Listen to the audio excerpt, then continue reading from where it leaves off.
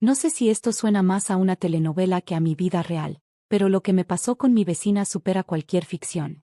Nunca imaginé que alguien tan correcta, tan metida en todo, tan sonriente en la cara de todos, fuera capaz de algo tan retorcido. Y sí, al principio yo también me creí la historia que se armó, hasta que todo explotó y la máscara se le cayó.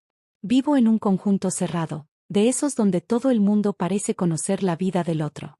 Lo gracioso es que yo nunca fui el tipo de persona que se mete con nadie. Saludo, soy cordial, pero no me gusta socializar por obligación. Mi trabajo me consume mucho, y cuando llego a casa solo quiero paz. Pero eso parece haber sido suficiente para que mi vecina, Elvira, sí, así se llama, y el nombre le queda como anillo al dedo, se inventara un cuento que casi me arruina la reputación. Todo empezó cuando el esposo de Elvira, don Hugo, falleció. Fue repentino. Infarto fulminante. Lo lamento, claro. Pero lo que me pareció extraño fue que, 2 días después del funeral, ella apareció en mi puerta con los ojos hinchados, temblando, diciendo que necesitaba hablar conmigo urgentemente. Jamás en la vida habíamos tenido una conversación de más de 2 frases, así que me sacó totalmente de onda. Entró a mi casa, se sentó en mi sofá como si fuera suyo y, sin anestesia, me dijo: «Sé lo que hiciste». Yo solo pude responderle: «¿Perdón?». Entonces, con la voz quebrada, me empezó a acusar de haber entrado a su casa y robarle una caja fuerte que, según ella, solo su esposo y ella sabían que existía. Dijo que alguien la vació justo la noche del funeral, cuando ella se había quedado dormida de agotamiento y los hijos estaban en el hotel. Yo pensé que era una broma. Literalmente me reí. Pero su cara no cambió. Ni una ceja. «Sé que fuiste tú», repitió. «Hugo te apreciaba, te saludaba con más cariño que a nadie. Seguro tú sabías dónde estaba. No tiene sentido que haya sido otra persona». Yo me quedé en shock. No solo era una locura lo que decía, sino que me lo estaba diciendo con una seguridad que me dio miedo. Esa clase de seguridad que tienen los que creen su propia mentira. Lo primero que pensé fue: ¿y si alguien me está tendiendo una trampa? Porque, sinceramente, no entendía nada. Ni siquiera sabía que ellos tenían una caja fuerte. Nunca he tenido interés en saber qué guardan los vecinos. Pero ella insistía tanto, con tanto drama, que por un momento llegué a dudar de mí misma. «Revisa mi casa, si quieres», le dije, casi retándola. «No tengo nada tuyo». Pero ella se negó. «No necesito pruebas. Tengo la intuición. Y tarde o temprano vas a confesar». Ahí fue cuando supe que esto se iba a poner feo. No porque tuviera miedo de que encontrara algo, porque no tenía nada que esconder, sino porque me di cuenta de que esa mujer, que parecía tan amable, estaba desequilibrada. O peor, estaba actuando. Y no pasó mucho para que empezara a correr el rumor en el conjunto. Que yo me había metido a su casa. Que ella me había visto salir. Que incluso había una cámara, que nunca apareció, por cierto, que me grabó rondando su jardín la noche del robo. Y como en todo buen vecindario, la gente no necesitó pruebas. Solo bastó con el cuento y la cara de víctima de Elvira para que me dejaran de saludar. Algunos hasta desviaban la mirada. Una vecina con la que antes compartía el carro para llevar a los niños al colegio me mandó un mensaje diciendo que ya no me necesitaba más. Me empezaron a mirar como si yo fuera una ladrona profesional. Como si llevara años planeando este supuesto golpe. Y lo peor es que no podía hacer nada. No tenía cómo demostrar que no estuve allí esa noche. Mi palabra contra la de ella. No había cámaras de seguridad en esa parte del conjunto, porque justo ese sector llevaba meses con los sensores dañados. Era como si todo se hubiera alineado para hacerme quedar como la culpable. Hasta que un día, un mensaje cambió todo. Era de la hija menor de Elvira.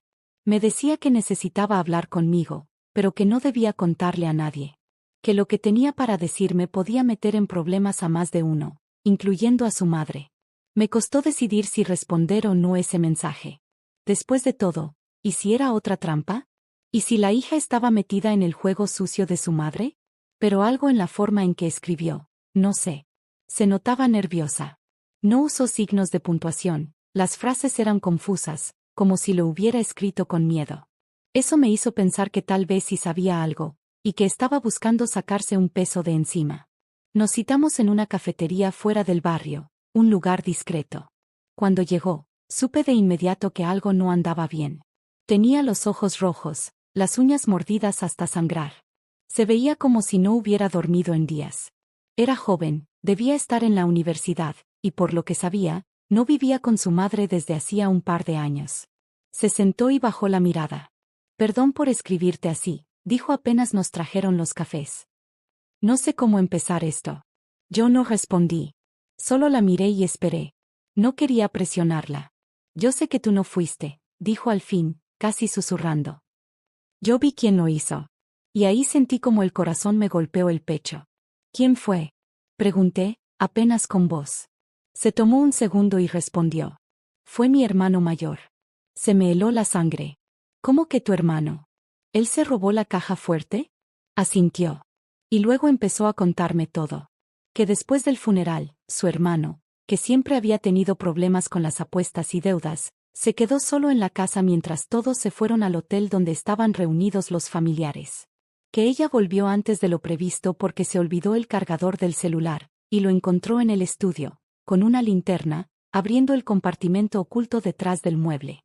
Que él la vio, la amenazó para que no dijera nada, y luego desapareció por 3 días. Mi mamá lo sabe, agregó ella con voz rota. Pero no quiere que nadie más lo sepa. Dice que si esto se hace público, le arruina la vida. Que es mejor culpar a alguien de afuera, a alguien que no sea de la familia. En ese momento, tuve que contenerme para no gritar. ¿Cómo podía esa mujer mirar a la cara de los vecinos, ponerme como la ladrona, sabiendo perfectamente que fue su propio hijo? ¿Cómo podía dormir tranquila? ¿Y por qué me dices esto ahora? Le pregunté. Porque tú no hiciste nada. Y porque esto me está matando. Mi hermano ni siquiera se arrepiente. Dice que se lo merecía, que mi papá le debía. Y mi mamá lo protege. Yo, no puedo más con esto. No puedo seguir viendo cómo todos te señalan cuando sé que eres inocente. Ahí fue cuando empecé a entender lo podrido que estaba todo ese núcleo familiar. Ella me dijo que tenía pruebas. Que cuando vio a su hermano robar, logró grabar un audio desde su celular donde él la amenazaba. No se escuchaba claramente lo que estaba haciendo, pero sí se oía su voz diciendo cosas como, si dices algo, voy a arrastrarte conmigo, y nadie va a sospechar de mí. Ya tengo a quien echarle la culpa. Le pedí ese audio. Me lo mandó en ese mismo momento. Me dijo que no pensaba dar la cara públicamente, pero que si yo quería usarlo, era mi decisión. Y ahí fue cuando empecé a planear algo. No iba a ir con esto a la policía todavía. Ni a enfrentar a Elvira de frente. Si ella había sido tan inteligente como para inventar toda una historia y arrastrar a todo el vecindario a su teatro, entonces yo tenía que ser el doble de astuta para derrumbarlo desde dentro. Y créanme, lo que hice después, ni yo misma me lo esperaba. No soy vengativa por naturaleza. O al menos eso creía. Pero cuando te señalan injustamente, cuando te aíslan, cuando te miran como si fueras basura, algo en ti cambia. Y en mi caso, lo que despertó fue una necesidad brutal de demostrar la verdad. No solo por mí, sino por todos los que han sido víctimas de una mentira convenientemente armada. Así que no fui a la policía. No fui con la administración del conjunto. Ni siquiera confronté a Elvira de frente. Fui por algo más sutil. Y más letal. Empecé por lo más simple, una publicación en el grupo de WhatsApp del conjunto. Ese mismo grupo donde antes todos compartían memes, recetas, chismes de pasillo y hasta recomendaciones de plomeros. Desde que empezó el rumor del robo, yo había estado callada. No me defendí. No expliqué nada. De hecho, dejé que se cocieran en su propia salsa. Pero esa tarde, les escribí. Hola a todos.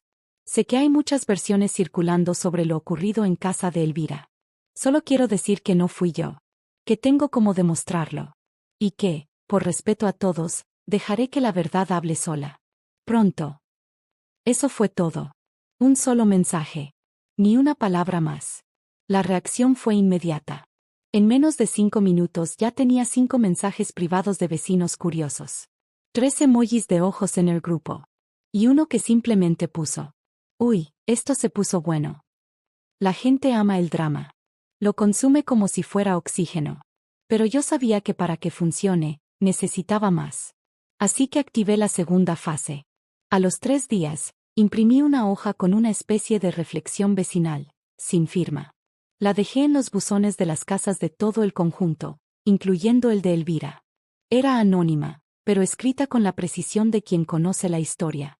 ¿Hasta dónde estarías dispuesto a proteger a tu familia? ¿Mentirías? ¿Inventarías culpables? ¿Destruirías la reputación de alguien inocente con tal de ocultar los errores de tu sangre? A veces, las máscaras más elegantes esconden las verdades más sucias. Lo firmé como una testigo en silencio. Elvira se volvió loca. Esa noche la escuché discutiendo a gritos con su hija, en plena entrada del conjunto. No entendía todo lo que decían, pero la frase «¿Cómo te atreves a meter a los vecinos en esto?», fue clara como el agua. Y al día siguiente, apareció un nuevo mensaje en el grupo. Vecinos, lamento profundamente lo que algunos están insinuando. Este no es un espacio para juegos ni calumnias. No alimentaré chismes. Ya tomé cartas en el asunto. Pero sí que lo alimentó. Porque desde entonces, los murmullos se hicieron constantes. 2 vecinas me preguntaron si sabía algo. Una incluso me dijo que sospechaba desde el inicio que algo no cuadraba. Y yo solo les respondía: todo se sabrá pronto. Solo esperen. Entonces, solté la bomba. Reuní a los vecinos más chismosos, porque sí, todos los conjuntos tienen su comité no oficial de interesados, y les conté que tenía un audio. Que alguien de la propia familia de Elvira me lo había dado. Que no lo iba a publicar aún, pero que si ella seguía difamándome, lo haría llegar a los oídos adecuados. Y sí, lo escucharon. No todos, solo un par. Pero suficiente para que la noticia se esparciera como gasolina en fuego. Esa frase del hermano diciendo «ya tengo a quien echarle la culpa» se convirtió en leyenda. Y adivinen qué pasó después. Esa misma noche, Elvira vino a tocarme la puerta.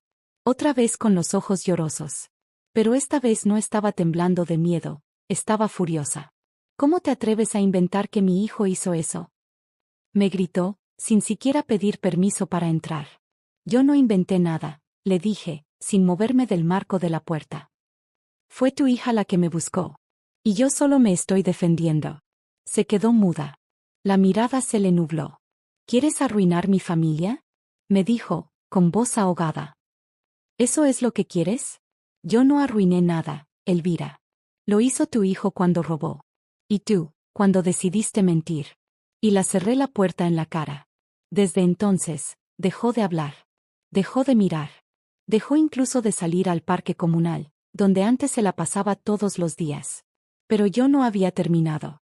Porque aún faltaba la parte más importante, que todos supieran exactamente lo que había pasado, con pruebas. Después de esa última visita, Elvira desapareció del mapa. Literalmente. Pasaban los días y nadie la veía.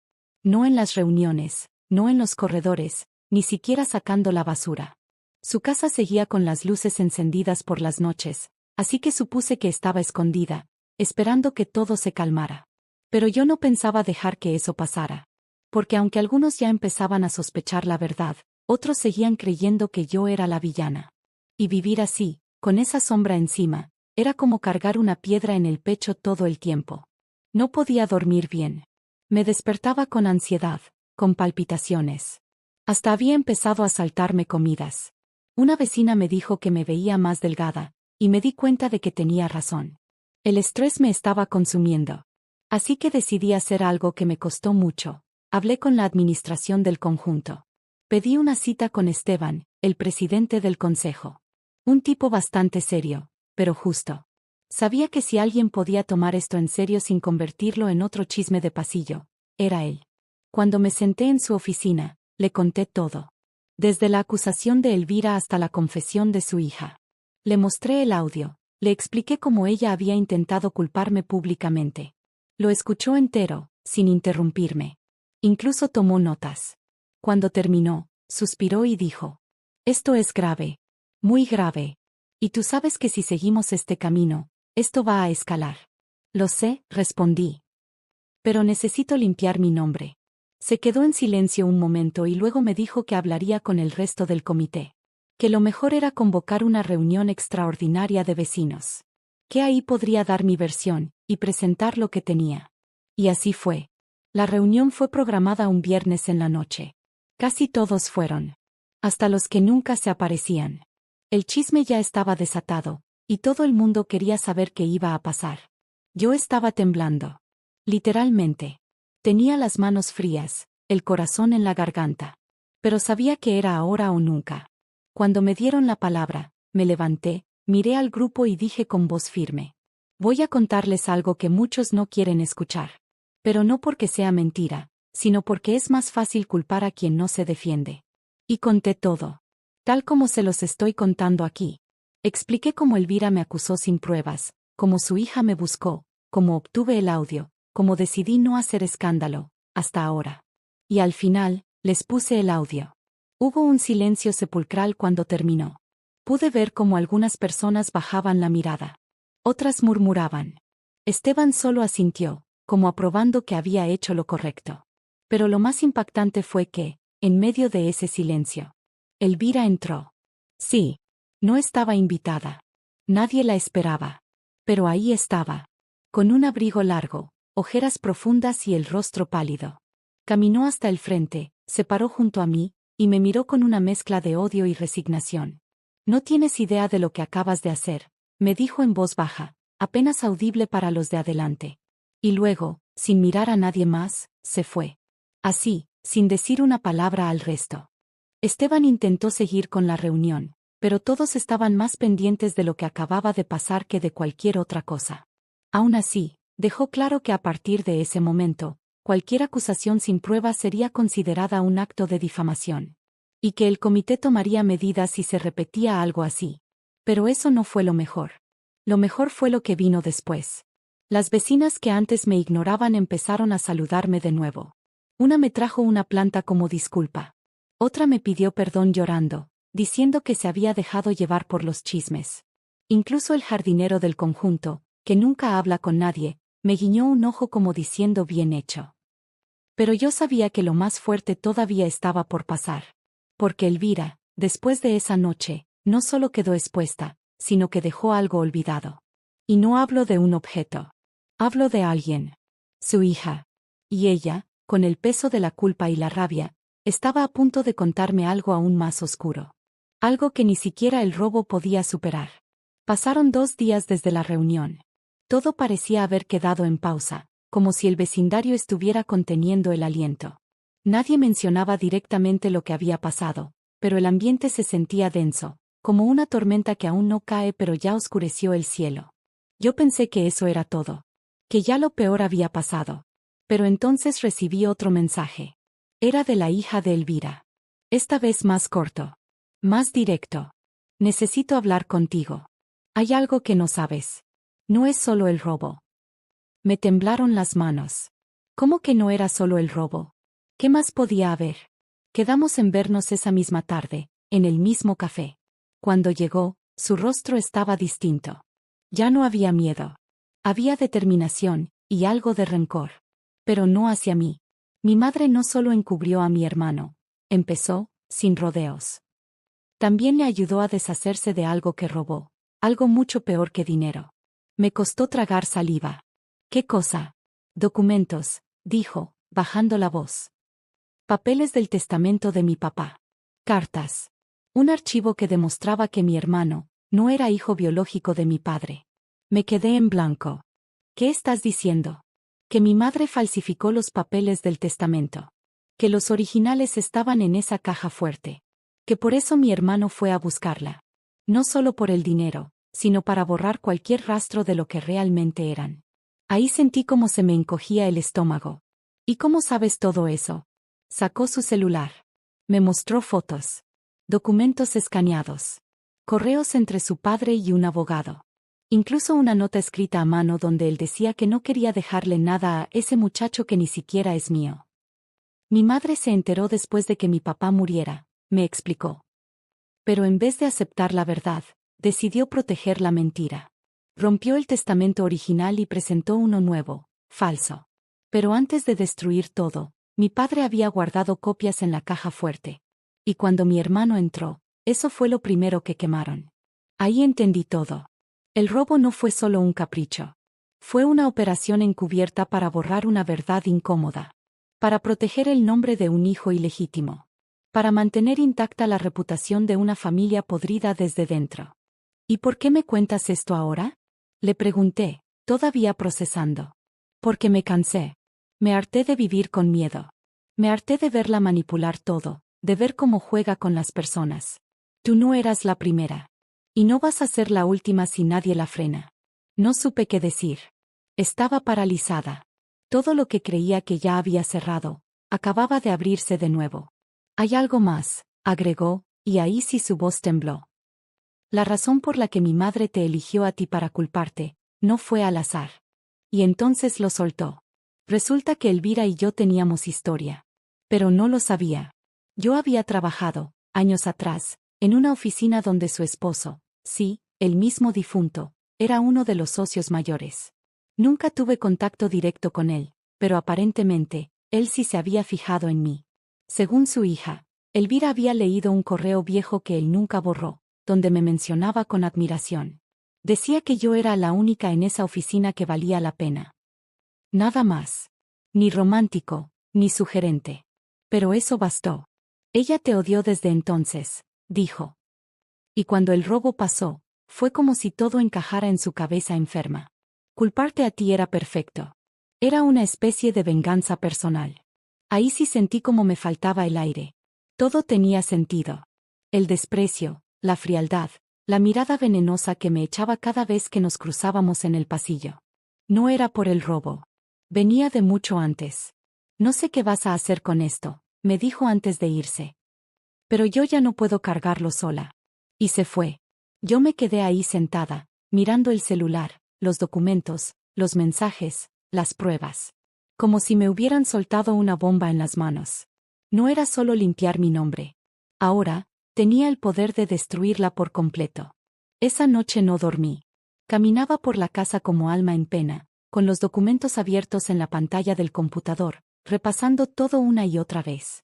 Podía sentir la sangre corriéndome caliente por las venas, no de furia, sino de impotencia. ¿Cómo había terminado envuelta en una historia tan retorcida? ¿Por qué yo? Y sobre todo, ¿qué se supone que debía hacer ahora? Tenía pruebas de que Elvira había falsificado un testamento, de que había destruido documentos legales, de que había inculpado a una inocente, yo, para proteger una mentira familiar. Incluso tenía un audio que no dejaba lugar a dudas. En resumen, podía arruinarla. Y créanme, una parte de mí quería hacerlo. Quería verla enfrentarse con la justicia. Que todos los vecinos supieran quién era en realidad. Que no pudiera esconderse más tras esa fachada de gran señora, elegante y generosa. Pero entonces me detuve a pensar en algo. ¿Y su hija? Porque ella, a pesar de todo, había decidido decir la verdad. Y su voz, temblorosa pero firme, todavía me retumbaba en la cabeza. Yo ya no puedo cargarlo sola. Y tenía razón. Pero, ¿debía cargarlo yo? A la mañana siguiente recibí un mensaje de Esteban, el presidente del comité. Me pedía una copia del audio y de los documentos que respaldaban lo que había dicho en la reunión. Al parecer, algunos vecinos querían que se hiciera algo más formal. Que Elvira enfrentara alguna sanción. Una expulsión, incluso. Y ahí supe que había llegado el momento de decidir. Podía entregar todo. Sin culpa, sin miedo.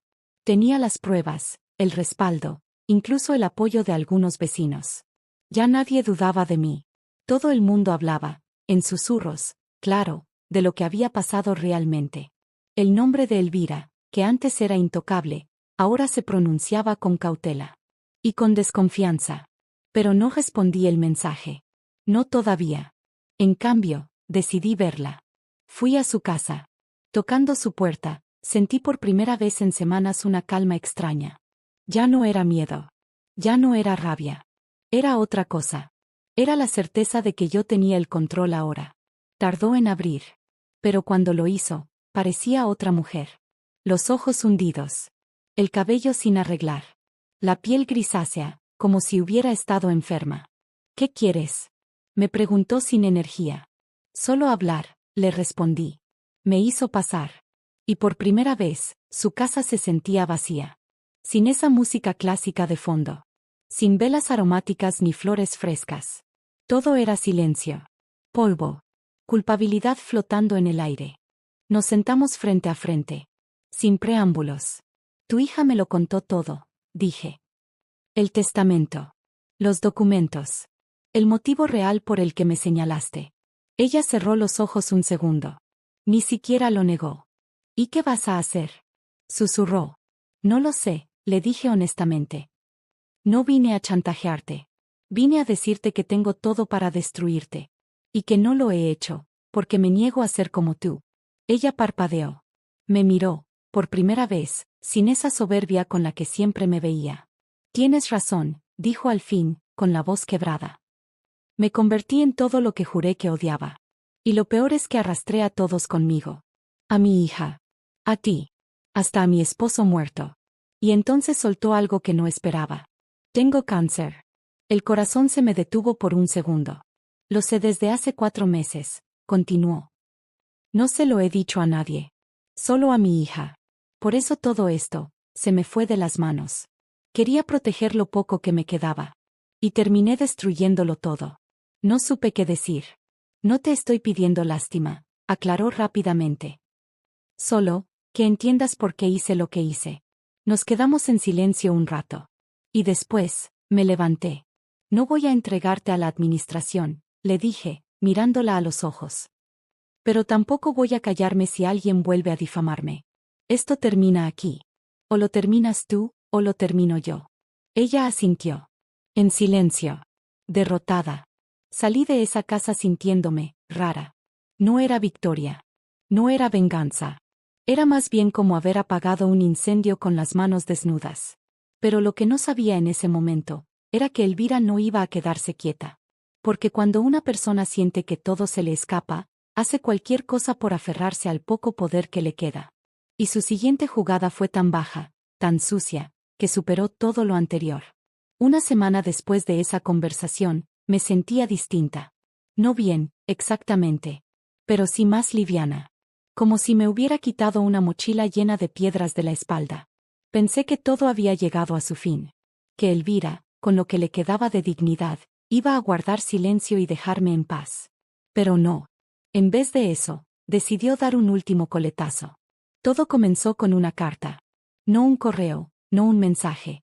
Una carta escrita a mano, dejada cuidadosamente en mi buzón. Sin remitente, sin nombre, pero reconocí la caligrafía de inmediato. Era de Elvira.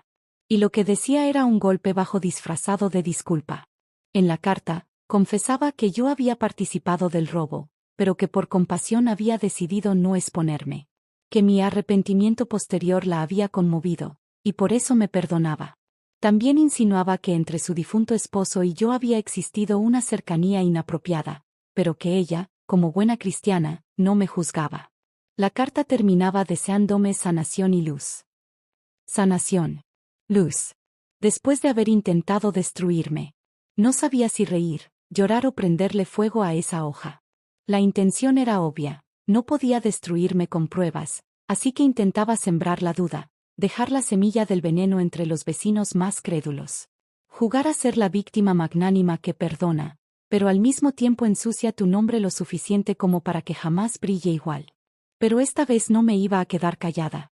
Fui directo a Esteban, el presidente del comité, con la carta en mano. Se la mostré. Se la leyó 2 veces.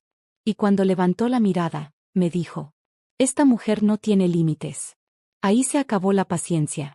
Esa misma tarde envié una carta abierta a todos los vecinos. Formal, pero clara. Sin caer en el chisme, sin insultos. Solo con hechos. Adjunté copias del testamento original, el correo del abogado, el audio del robo, y por supuesto, la carta manipuladora de Elvira. Y al final escribí: me acusaron, me humillaron y trataron de borrar mi nombre con mentiras. Hoy, con pruebas en la mano, demuestro que no solo soy inocente, sino que fui víctima de una guerra que no comencé. Y no pido lástima. Solo exijo respeto. No hubo necesidad de más. En los días siguientes, Elvira dejó de salir. Ya nadie le hablaba. Su hija se mudó, según supe, a otro barrio. Elvira vendió su casa unas semanas después. Sin despedidas. Sin explicaciones. La vi por última vez desde mi ventana, mientras metían sus cosas en un camión de mudanza. Estaba sentada sola en el andén. Frágil. Como una figura que alguna vez fue imponente y ahora apenas era sombra. ¿Me dio lástima? No voy a mentir, sí. Por un segundo. Pero luego recordé lo que hizo. Lo que dijo. El daño que causó sin importarle nada. Y ese sentimiento se disolvió como humo. Desde entonces, las cosas cambiaron en el vecindario. Volví a sentirme segura. Ligera. Ya no me esquivan, ya no murmuran cuando paso. Algunos incluso me admiran. Me dicen que tuve el coraje que muchos no hubieran tenido. Que enfrenté a alguien poderosa, y gané. Pero a veces, por las noches, cuando todo está en silencio, me quedo pensando en lo fácil que es destruir la reputación de alguien con una mentira bien dicha. En lo lento que es reconstruirse después. Y en cómo la verdad, por más que duela, siempre encuentra el camino para salir. ¿Fui cruel al exponerla? ¿Fui yo la mala por no perdonarla del todo? No lo sé. Solo sé que si no me hubiera defendido, hoy seguiría siendo la ladrona del conjunto. Y eso, jamás lo iba a permitir.